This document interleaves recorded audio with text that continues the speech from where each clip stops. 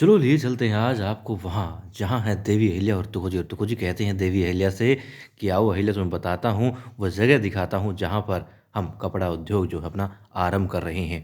देवी अहिल्या के साथ में तुकोजी जा रहे होते हैं। देवी अहिल्या नज़र पड़ती है मंदिर की तरफ।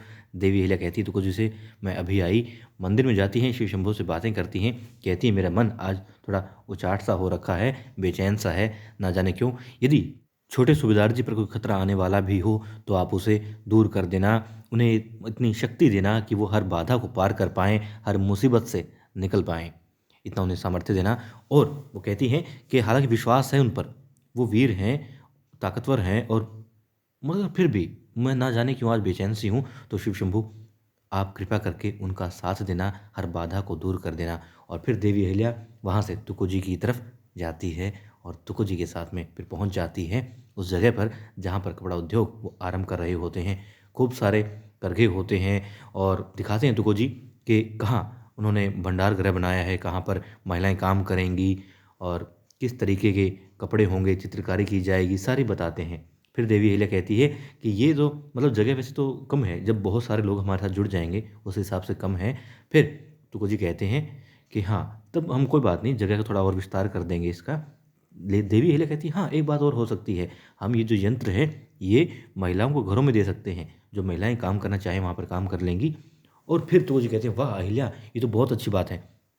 मतलब जो महिलाएं अब तक हमसे नहीं जुड़ी हैं, जुड़ना चाहती हैं मगर घर से बाहर निकलने में संकोच करती हैं या किसी मजबूरी के वश नहीं आ पाती हैं, वो महिलाएं भी फिर हमसे जुड़ जाएंगी, घर पर रहकर काम कर पाएंगी। और बाहर कौन सुन रहा होता है, ये सारी बातें सुन रहा होता है, गिरधर सुन रहा होता है अपने एक साथी के साथ में। और कहता है देखो तुको जी क्या कह रहे हैं, ये मतलब कि जो अभी काम कर रहे हैं हम कारीगरों को चौपट करने के लिए कर रहे हैं, तो चलो ये बात तुको जी को बताते हैं। तब वो कहता है तुको जी तो मुहिम पर गए हैं। फिर वो कहता है मुझे पता है वो लोग कहाँ हैं, क्योंकि उस सेना में, उस टुकड़ी में मेरा भाई भी शामिल है। और फिर दिखाते हैं मीर मणि खान शतरंज की बाजी लगा रहे होते हैं, किसके साथ, धन्नाजी साहेब के साथ में।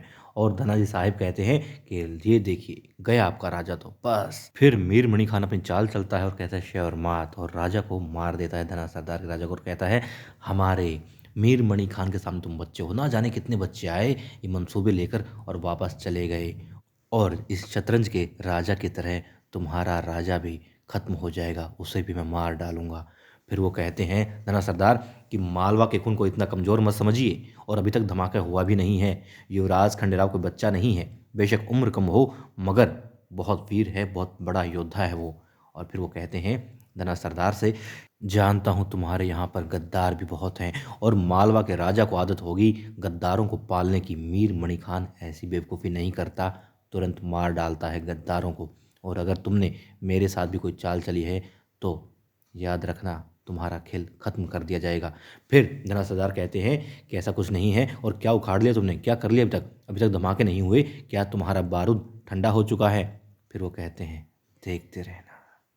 युवराज खंडेराव धीरे धीरे आगे बढ़ रहे होते हैं, मगर फिर उन्हें अचानक से कुछ ऐसा दिखता है कि हाँ यहाँ बदलाव किया गया है ज़मीन पर, और बारूद वहाँ पर होने की उन्हें आशंका होती है। फिर वो कहते हैं यहाँ बारूद बिछाया गया है, इसका मतलब हम में से किसी ने गद्दारी की है और मीर मणि खान को बता दिया है कि हाँ हम आने वाले हैं। और अब गुन्नू जी इंतज़ार कर रहे होते हैं युवराज खंडेराव की मौत की खबर का, और साथ में सैनिक भी। सैनिक बातें कर रहे होते हैं। एक सैनिक दूसरे सैनिक से कहता है कि बहुत देर हो गई, अब तक तो युवराज का इशारा आ जाना चाहिए था, कहीं वो किसी मुश्किल में तो नहीं है, क्या हमें चलना चाहिए, पूछो ना। तब वो एक सैनिक आगे बढ़ता है और पूछता है गुन्नू जी से, साहब बहुत देर हो गई, मेरे ख्याल से इशारा नहीं हुआ है, कोई मुश्किल हो सकती है, तो हमें युवराज की मदद के लिए जाना चाहिए। तो वो कहते हैं सेनापति कौन है, मैं हूँ। कहते जी बिल्कुल आप हैं, जब जो मैं कहूँगा, जब कहूँगा वही करना है, तभी करना है।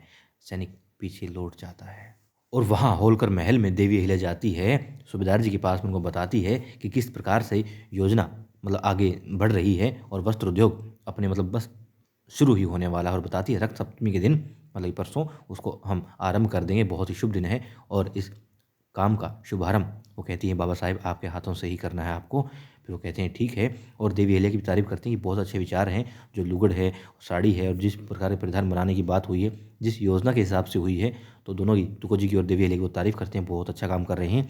देवी अहिल्या फिर वहाँ से जाना चाहती है, कहती मैं चलती हूँ बाबा साहेब। जाने लगती है, फिर रुकती है क्योंकि मन में शंका होती है, और पूछती है बाबा साहेब ये जो मीर मणि खान है क्या बहुत खतरनाक है। तब देवी अहिल्या से वो कहते हैं कि हाँ, उसके नाम से भी लोग कांपने लगते हैं, घबरा जाते हैं। बहुत ही शातिर किस्म का इंसान है, खतरनाक भी है और लोमड़ी जैसा दिमाग है उसका। पता नहीं चलता कब घात लगाकर कैसा वार कर दे। बहुत ही ज़्यादा खतरनाक है, बेरहम भी है। देवी अहिल्या कहती है, बाबा साहेब मुझे थोड़ा डर लग रहा है, घबराहट हो रही है, ना जाने आज क्यों। फिर वो कहते हैं कि मैं भी आज एक अजीब सी बेचैनी महसूस कर रहा हूँ और इसीलिए गौतम भाई साहब के पास गया था, मगर उनसे मैंने कुछ नहीं कहा। तो मैं ये बात बता रहा हूँ क्योंकि मुझे भी आज थोड़ा अजीब सा लग रहा है। और उससे मैंने बात इसलिए नहीं की क्योंकि बेटे की माँ है और जानता हूँ वो बेटे की चिंता फिर तुम्हारे ऊपर निकालती गुस्सा करके, इसलिए उससे मैंने कुछ नहीं कहा, मेरी हिम्मत ही नहीं हुई। और फिर कहते हैं कि ऐसा कुछ नहीं है, खैर युवराज खंडेराव है, बहादुर है, वीर है और वो देख लेगा, उसको दिक्कत नहीं है, देखना जीत कर ही वापस आएगा। देवी अहिल्या भी यही कहती है। फिर कहती है गुन्नू जी भी हैं आपके विश्वास पात्र, कुछ सरदार भी हैं साथ में, तब भी वो कहते हैं ऐसा नहीं पता मुझे, लेकिन ये है कि युवराज खंडेराव विजयी होगा। और देवी अहिल्या कहती है हाँ बिल्कुल, वो विजय प्राप्त करके ही लौटेंगे। और अब युवराज खंडेराव थोड़ी तब्दीली करते हैं अपनी योजना में और फिर वो अपने साथियों कुछ साथियों को अलग रास्ते से भेज देते हैं बचते बचाते, और वो इशारा करते हैं कि हाँ हम तंबू के पास पहुंच चुके हैं।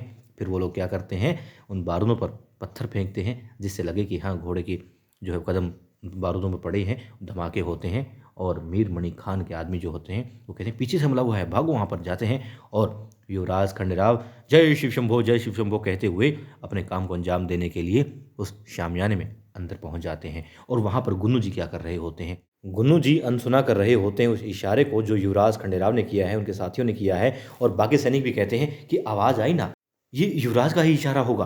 तब गुन्नू जी कहते हैं नहीं नहीं ऐसी कुछ नहीं है, और तुम्हें मालूम नहीं क्या, ये तो मतलब कोई और आवाज़ होगी, और तुम्हें मालूम नहीं क्या युवराज खंडेराव ने कहा था कि वो जलते हुए त्रिशूल से इशारा करेंगे, तो चुपचाप बैठे रहो, शांत रहो यहाँ पर।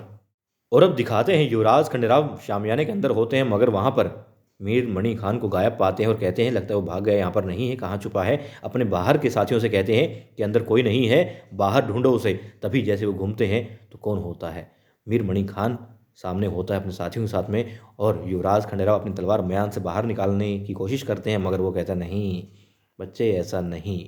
गर्दन पर तलवार होती है युवराज खंडेराव के, मीर मणि खान की, और वो कहता है खुशामदीन खुशामदीन युवराज खंडेराव होलकर। और फिर दिखाते हैं कि युवराज खंडेराव को कैद कर लिया जाता है। तंबू के बाहर होते हैं युवराज खंडेराव, हाथ बांध रखे होते हैं उनके, और मतलब ये ऊपर के कपड़े उतार रखे होते हैं, मतलब उनके साथ में जो है बुरा सलूक वहाँ पर किया गया होगा। और मीर मणि खान कहता है युवराज खंडेराव से कि सुना तो था उम्र बहुत कम है, मगर मालूम नहीं था तुम इतने छोटे हो गए, और तुमने तुमने राजपूताना मुहिम में इतनी विजय हासिल की, इतनी वीरता दिखाई, लगता तो नहीं।